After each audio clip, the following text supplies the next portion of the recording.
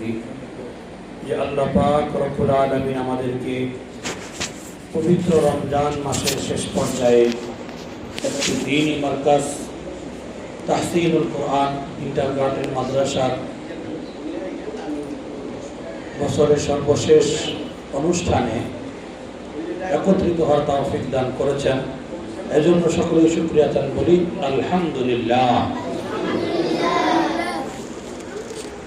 আল্লাহু আকবার। সর্বপ্রথম কথা, আল্লাহ পাক রব্বুল আলামিন কাউকে মেহেরবানি করে সন্তান দান করেন, ছেলে সন্তান দান করেন, কাউকে মেয়ে সন্তান দান করেন, কাউকে উভয়টি দেন, কাউকে একটাও দেন না। সম্পূর্ণ কার হাতে? এটা আল্লাহর হাতে। কোরআন কারীমের মধ্যে আল্লাহ পাক রব্বুল আলামিন কথাটা বলেছেন। আল্লাহ যাকে চান তাকে সন্তান দেন, কাকে আবার একেবারে বন্দা বানিয়ে দেন, তা কোনো সন্তানই হয় না। এই জন্য আল্লাহ তাআলা আমাদের যাদেরকে সন্তান দিয়েছেন, এটা আমাদের প্রতি, আমাদের ফ্যামিলির প্রতি আল্লাহ পাকের পক্ষ থেকে সর্বপ্রথম একটা নিয়ামত, সর্বপ্রথম একটা বিশেষ পাওনা আল্লাহর পক্ষ থেকে। এটা একটা বিশেষ নিয়ামত আল্লাহ আমাদেরকে দান করেছেন। কাজে এই নিয়ামতের সঠিক ব্যবহার, এই নিয়ামতের সঠিক প্রয়োগ অভিভাবক হিসাবে আমার আপনার জিম্মাদারি, এটা জরুরি। না হয় আল্লাহ তাআলার কাছে এই নিয়ামতের অপব্যবহার করার কারণে হিসাব দিতে হবে। বুঝে আসতেছে কথা? সন্তান জন্ম দিয়ে ছেড়ে দিলেন, কিছুদিন চেষ্টা করলেন স্কুলে মাদ্রাসায়, হইলো হইলো, না হলে কাজে লাগাই দিলেন। সে গাঞ্জা খায়, মদ খায়, আবার খায়, ঘোরাফেরা করে, রাস্তাঘাটে দুষ্ট ছেলেদের সঙ্গে উশৃঙ্খলা বিশৃঙ্খলা করে বেড়ায়। আর আপনার কোনো পেরেশানি নাই। জিজ্ঞাসা করে আমি একটু চেষ্টা করেছিলাম, তার হলো না, কি করবে? না ভাই, এত সহজে এই জায়গা থেকে আমি পার পাবো না। এত সহজ তো নয় জায়গাটা। একটু চেষ্টাতেই আপনি ব্যর্থ, আর আল্লাহর কাছে পার পেয়ে যাব, এটা অসম্ভব। কোরআন কারীমের 22 নম্বর পারার 6 নম্বর পৃষ্ঠা আল্লাহ পাক রব্বুল আলামিন এখানে বলেছেন, রব্বানা আতিহিম যিফাইন মিনাল আযাব ওয়ালআনহুম লানান কাবীরা। যে আগের আয়াতে আল্লাহ বলেছেন, হে আল্লাহ, ছোটবেলা আমরা তো তাদের অনুসারী ছিলাম, তারা আমাকে যেভাবে গড়তে চেয়েছে সেভাবেই গড়ার মতো সুযোগ ছিল। কাজেই তাদের আদর্শ অনুযায়ী, তাদের দিক নির্দেশনা অনুযায়ী, তাদের চেষ্টা প্রচেষ্টা অনুযায়ী আমার জীবন এ পর্যন্ত হয়েছে। আমি আজকে জাহান্নামের দ্বার প্রান্তে দাঁড়িয়ে আছি। কাজে আমাকে যদি আজকে আপনি 1 ডিগ্রি শাস্তি দেন, আমার মাতা পিতা এবং আমি যাদের অনুসরণ করে জাহান্নামী হয়েছি তাদেরকে 2 ডিগ্রি বেশি শাস্তি দিতে হবে। কোরআনের আয়াত আল্লাহ বলেছেন। কাজে এত সহজে পার পেয়ে যাব, এটা মনে করাটা ভুল হবে।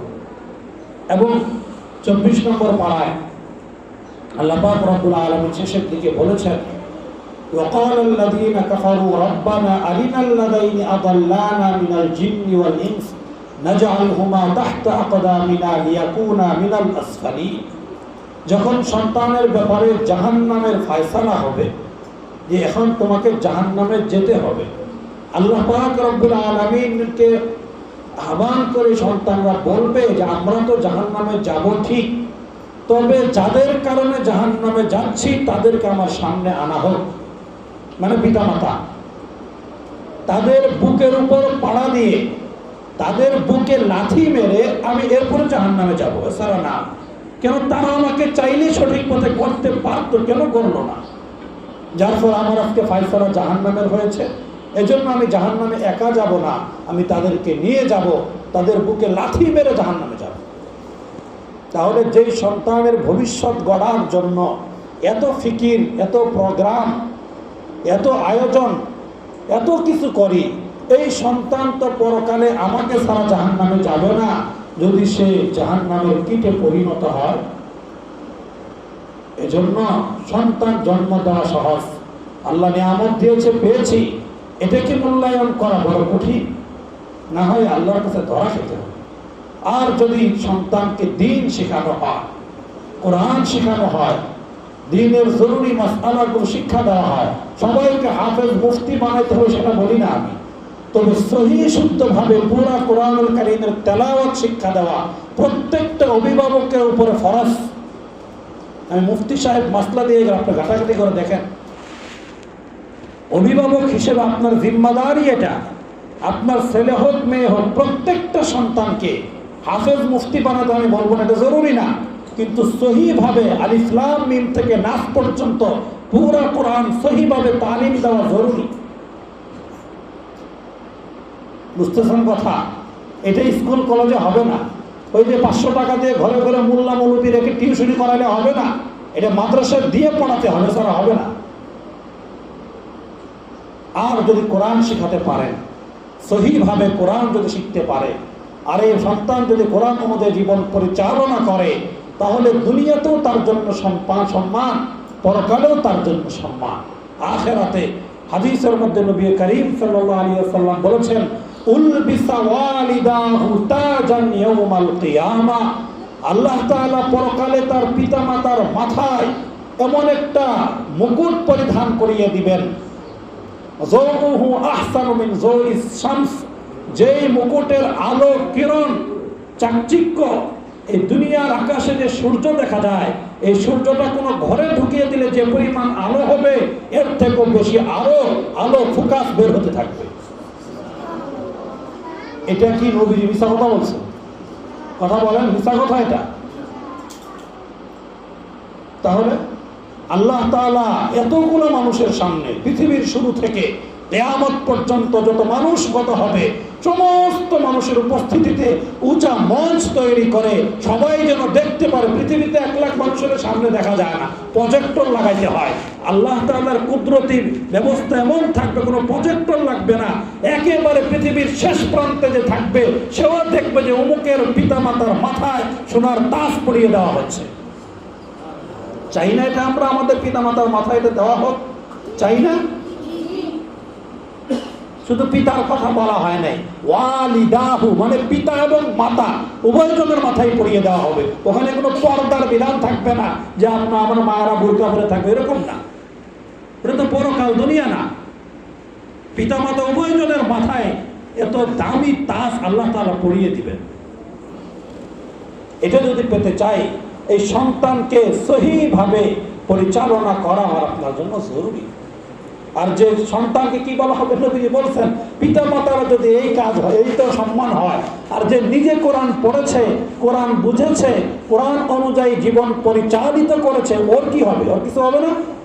তা আপনারা জানেন, নবীজি বারবার শুনেছেন, বলেছেন, বলা হবে তুমি উপরে থেকে উঠতে থাকো, একটা করে আয়াত পড়ো, আর উপরে ইকরা ওয়ারতাকি কামা ওয়ারাত্তিল কামা কুনতা তুরাত্তিলু ফিদ দুনিয়া। যেরকম ভাবে দুনিয়াতে সুন্দরভাবে কোরআন পড়তে, এভাবে একটা একটা করে আয়াত পড়ো আর সামনের দিকে উঠতে থাকো। আল্লাহ আমাদেরকে তৌফিক দান করেন। এগুলো সহি কথা, নবীজি বলেছেন, মিথ্যা কথা? আল্লাহু আকবার।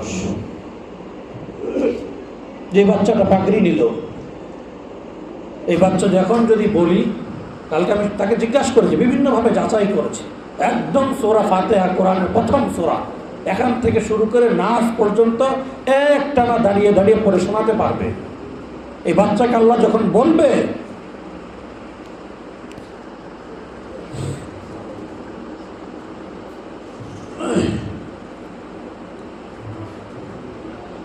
আল্লাহ আমাদের প্রত্যেকটা অভিভাবককে এমন সন্তানের অভিভাবক হওয়ার তৌফিক দান করেন। সকলে আমিন বলি, আমিন। বারহাল এরকম মর্যাদা আল্লাহ পাক দান করবেন। এই মর্যাদা পাওয়ার জন্য আমাদের কিছু করণীয় আছে। কি আছে? এরকম মর্যাদা পাওয়ার জন্য, এরকম সন্তান গড়ে তোলার জন্য অভিভাবক হিসেবে আমার আপনার কিছু দায়িত্ব আছে। এই দায়িত্বগুলো পালন না করলে হবে না। 1 নম্বর দায়িত্ব কি? কোরআনের মধ্যে আল্লাহ পাক রব্বুল আলামিন বলেছেন, আল্লাহ পাক রব্বুল আলামিন বলেছেন, হযরতে মারিয়াম আলাইহিস সালাতু ওয়াস সালামের মা যখন গর্ভবতী ছিলেন, তখন তার মা বলেছিলেন, রব্বি ইন্নী নাযারতু লাকা মা ফি বাতনি মুহাররারান ফাতাকাব্বাল মিন্নি। সন্তান এখনো বের হয় না, পেটে আছে, ছেলে না মেয়ে জানে না, কিন্তু তিনি আল্লাহর কাছে বলেছেন রব্বি ইন্নী নাযারতু লাকা মা ফি বাতনি, হে আমার রব, হে আমার প্রতিপালক, আপনি আমার পেটে যে সন্তান দিয়েছেন, আমি আমার এই সন্তানকে দ্বীনের জন্য, আল্লাহর জন্য একদম ওয়াকফ করে দিলাম। এই সন্তানের প্রতি আমার ব্যক্তিগত কোনো অধিকার আমি চালাবো না, এই সন্তানকে দ্বীনের জন্য আমি ওয়াকফ করে দিলাম। ফাতাকাব্বাল মিন্নি, এবার আপনি আমার এই সন্তানকে কবুল করে নেন। বুঝতেছেন কথা? আমরা অভিভাবকদের ওয়াকফ করতে পারি না, এটা এক নম্বর কাজ। সন্তান মানুষ বানাতে হলে, আদর্শ সন্তান হিসেবে গড়ে তুলতে হলে এক নম্বর কাজ হলো সন্তানকে ওয়াকফ করে দিতে হবে। এখানে কোনো আবদার চলবে না, এখানে কোনো অভিযোগ চলবে না যে আমি সন্তানকে উস্তাদদের হাতে সুপর্দ করে দিয়েছি। এটা তো আমরা পারি না। প্রতিদিন বাড়িতে নিতে হবে, সপ্তাহ সপ্তাহ বাড়িতে নিতে হবে, এই নানান অনুষ্ঠানে বাড়িতে, মানে আমার পারিবারিক কাজ সব ঠিক থাকবে, যখন কোনো কাজ থাকবে না পরিবারে তখন মাদ্রাসায় এসে পড়াশোনা করবে। আমাদের অবস্থা এই কিনা বলেন? আমাদের পরিবারে যে কোনো অনুষ্ঠান আসবে, যে কোনো বিষয় আসবে, সন্তান থাকতে হবে। পরিবারের সমস্ত কাজ যখন শেষ, এই সপ্তাহ আমাদের পারিবারিক কোনো প্রোগ্রাম নাই, এই সপ্তাহে সে মাদ্রাসায় পড়বে। এটা কি ওয়াকফ করা হলো? বলেন, এটা কি ওয়াকফ করা হলো সন্তান? তাহলে কিভাবে সন্তান মানুষ হবে? যেই সন্তানকে আমি কোরআন শিখার জন্য দিয়েছি, ওই সন্তান থেকে তার হেফজ শেষ হওয়ার আগে কোরআন শিখার, তার থেকে আমি সময় নিব না।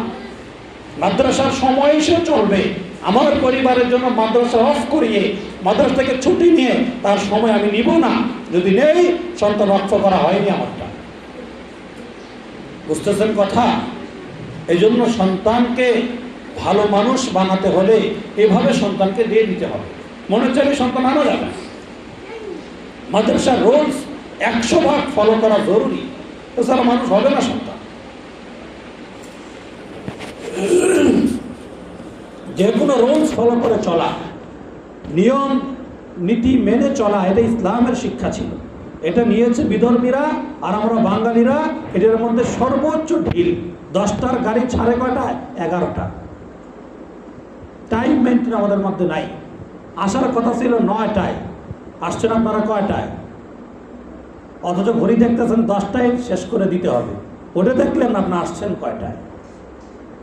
এই জন্য আমি মসজিদে ভালোর ইচ্ছা করে সময় বেশি নেই, জিদ করে, রাগে, কেন আগে আসলি না, কথা শুনতেই হবে, এই জন্য সময় বেশি নেই। বাবা বসতে থাকলে বসতে থাকবে, অসুবিধা নেই, আমি দেরি করে ছাড়বো, আর দেরি করে আসলি কেন? আপনারা টাইম মেনটেন করবেন, আমার থেকে টাইম মেনটেন করবো আমি। আপনারা টাইম ঠিক করেন, আমিও টাইম ঠিক করবো। সোজা কথা, বুঝতেছেন কথা? বারহাল মাদ্রাসার নিয়ম নীতি ফলো করা, টাইম মেনটেন করা, এই জায়গাটায় আমরা ব্যস্ত পারি না। এই জন্য এগুলো নিয়ম নীতি খেয়াল করে সন্তানকে মাদ্রাসায় দিতে হবে। এটা হলো 1 নম্বর কাজ। 2 নম্বর কাজ হলো ইব্রাহিম আলাইহিস সালাম তার সন্তান ইসমাইলের সঙ্গে যে আচরণ করেছেন ওইটা প্রকাশ করতে হবে বাবা হিসেবে, মা হিসেবে সন্তানের সাথে। ওয়াতারাকনা আলাইহি ফিল আখিরিন, আল্লাহ তাআলা কোরআনে বলেছেন ইব্রাহিম আলাইহিস সালামের আদর্শকে কিয়ামত পর্যন্ত মানুষের জন্য একটা মডেল হিসেবে রেখে দিয়েছেন। উনি কি করছেন? যখন তিনি স্বপ্ন দেখলেন যে আল্লাহ তাআলা অর্ডার করেছেন তার সন্তানকে কি করে দিতে হবে? গলায় ছুরি চালিয়ে জবাই করে দিতে হবে। এই স্বপ্ন দেখছেন না? কে দেখছেন এই স্বপ্ন? ইব্রাহিম আলাইহিস সালাম। এবং জানি এটা, তখন উনি ডাইরেক্ট ছুরি নিয়ে সন্তানের গলায় চালিয়ে দেননি। নবীদের স্বপ্ন ওয়াহি হয়ে থাকে, ডাইরেক্ট চালায় দিলে ওনার অপরাধ হতো না, সহি হইত। কিন্তু তিনি এটা করেন নাই। তিনি কি করছেন? সন্তানের সঙ্গে পরামর্শ করেছেন। ইন্নী আরা ফিল মানাম আন্নী আযবাহুক ফানজুর মাযা তারা। বাবা, আমি তো স্বপ্নে এটা দেখেছি, কাজেই তোমার মতামতটা কি, তুমি কি বলো? কারণ সন্তানের সঙ্গে মাঝে মাঝে পরামর্শ করতে হয়। সন্তানের মন মেজাজটা বুঝতে হয়। সন্তানের মনে কোনো বিষয়ে খুব গুসা থাকতে পারে, এগুলো শোনার জন্য তাকে সুযোগ দিতে হবে। সবসময় যদি মোড লয়ে থাকেন এগুলো সে বলতে পারবেন, এক সময় সে স্টক করবে, আত্মহত্যা করবে, ক্ষতিগ্রস্ত হবে, নষ্ট হবে। এই জন্য ঠান্ডা মাথায় সন্তানের কাছ থেকে পরামর্শ নিতে হবে, বলতে হবে তার মনে কি বিষয়। তার সমস্ত কথা আপনাকে মানতে হবে না, আপনি তো করবেন আপনারটাই, তার থেকে শুনতে হবে আসলে তার মনোভাবটা কি। এটা ইব্রাহিম আলাইহিস আদর্শ, কোরআনের শিক্ষা। ফানজুর মা যা তারা, বাবা বলো তো তোমার মতামতে তুমি কি বলো। উনি কি বলেছেন সেটা তো আমরা জানি, সেটা আমার বলার উদ্দেশ্য না। আমার বলার উদ্দেশ্য হলো যে বাবা মা সন্তানের বন্ধু হবে, সন্তানের সঙ্গে জাল্লাতের ভূমিকায় নামবে না, সন্তানের বন্ধু হয়ে থাকবে, যেন সন্তান তার মনের কথাগুলো একেবারে নির্বিঘ্নে সুন্দরভাবে বাবা মার সঙ্গে শেয়ার করতে পারে। এই জায়গায় আরেকটা কথা বলে রাখি, কথাটা হলো এখন আমরা যারা সন্তানদের প্রতিষ্ঠানে দেই, স্কুল হোক মাদ্রাসায় হোক, সন্তানরা যদি কোনো কথা আমাদের কাছে এসে বলে এবং কথাটা যদি মাদ্রাসার কোনো ব্যাপারে অভিযোগ হয়ে থাকে, মাদ্রাসার ব্যাপারে অভিযোগ, শিক্ষকের ব্যাপারে অভিযোগ, প্রতিষ্ঠানের কোনো অভিযোগ যদি হয়ে থাকে, তাহলে সন্তান একবার বলার সাথে সাথে সেটা আমার কলিজার মধ্যে 102-এর থেকেও বেশি সত্য মনে হয়। বলেন কথাটা মিশা কথা বলছে? কোনো অভিযোগ শুনলে এই কথাটা অনেক বেশি সত্য মনে হয় আমার অন্তরে, এবং ওই সত্য অনুযায়ী আমরা অ্যাকশনে যাওয়ার চেষ্টা করি। এটা কি বললাম আমি? এটা উদ্দেশ্য। আপনার একটা বাচ্চা, সে এখনো বালেগই হয় নাই ভালোভাবে, নাবালেগ, তার নাবালেগের সাক্ষীও গ্রহণযোগ্য না ইসলামের পরিভাষা, তার কথা আপনি 100 বার বিশ্বাস করলেন একবার শোনার সাথে সাথে, কিন্তু প্রতিষ্ঠানে কিন্তু যাচাই করলেন না।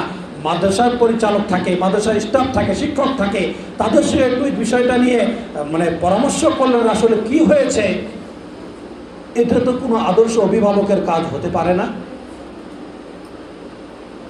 এটা কোনো আদর্শ অভিভাবকের কাজ হতে পারে না। আদর্শ অভিভাবক যে হবে, সন্তানের কথা 100 বার বিশ্বাস করবে না। হ্যাঁ, সন্তানের কথা শোনার পরে সন্তানকে যা বলার সে বলবে, সন্তানকে কথার জন্য পুরোটা বলতে পারে সুযোগ তাকে দিবে। হ্যাঁ, বলার পরে অ্যাকশনে যাবে না, ঠান্ডা মাথা গরম করা যাবে না। সন্তানের কথা শুনে মাথার টেম্পারেচার বাইরে যায় 110 ডিগ্রি। কেন এমন হবে? এরকম পাগল অভিভাবক কেন আপনি?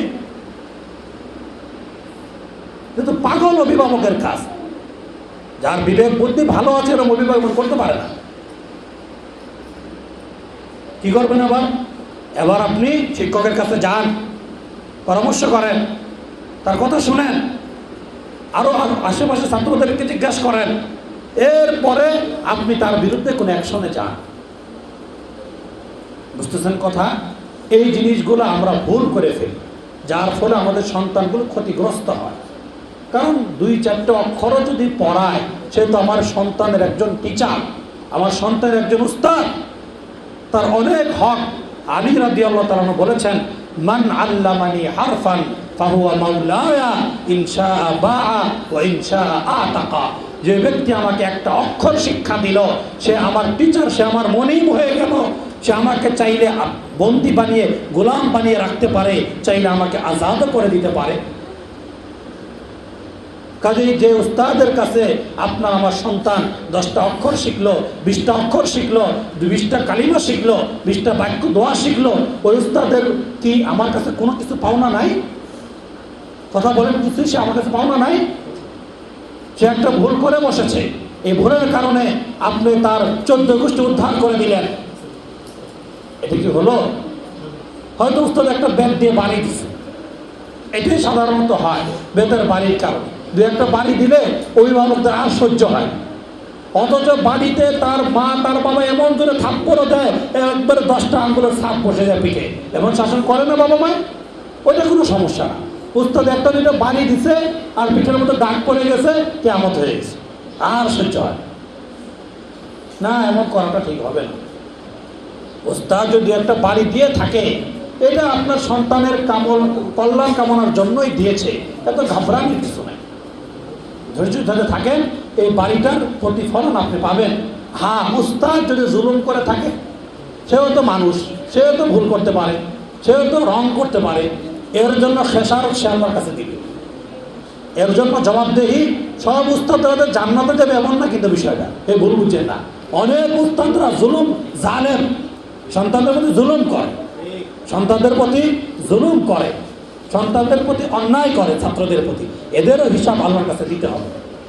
কোরআন আয়াত শুনে বিরক্ত হয়ে যাচ্ছেন 10 মিনিট কথা শুনে, কিন্তু নড়াচড়া করেন কেন?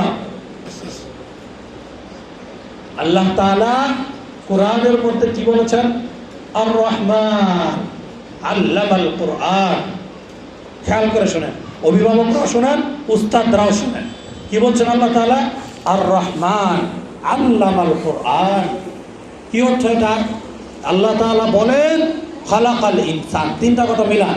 আর রহমান আল্লামাল কোরআন খালাকাল ইনসান। কয়টা কথা এখানে?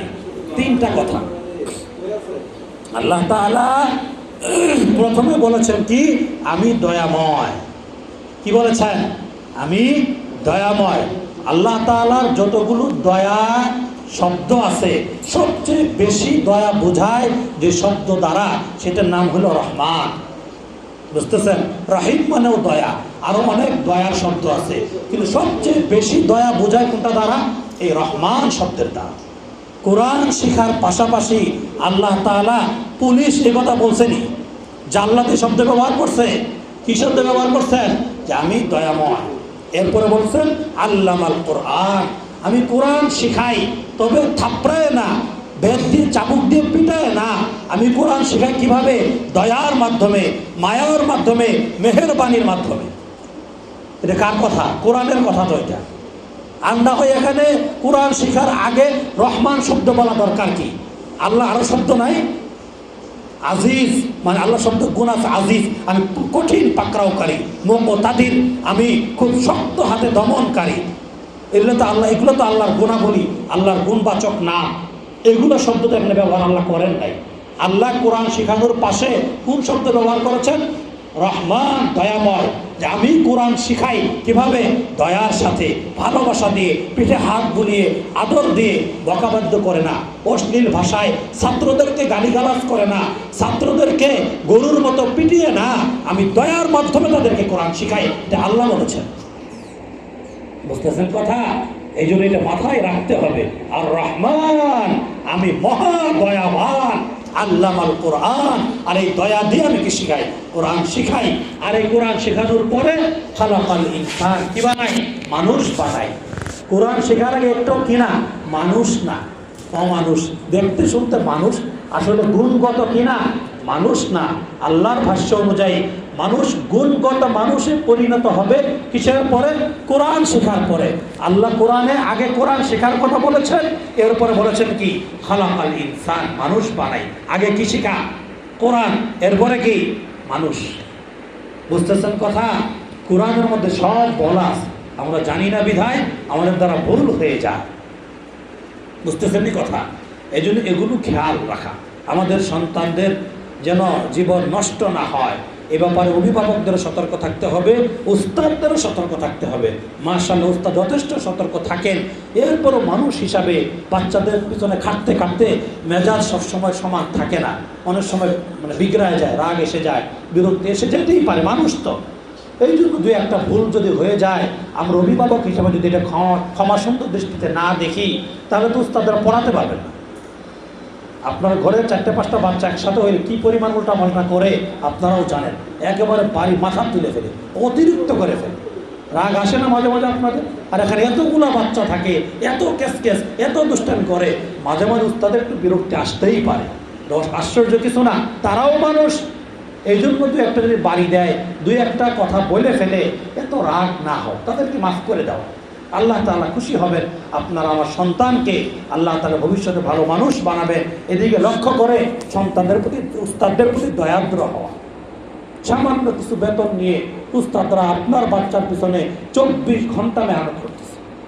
এই সমস্ত মাদ্রাসায় যারা পড়ে, নুরাইন নাজার হেফজ বিভাগ, এদের পিছনে 24 ঘন্টা মেহনত করতে হয়।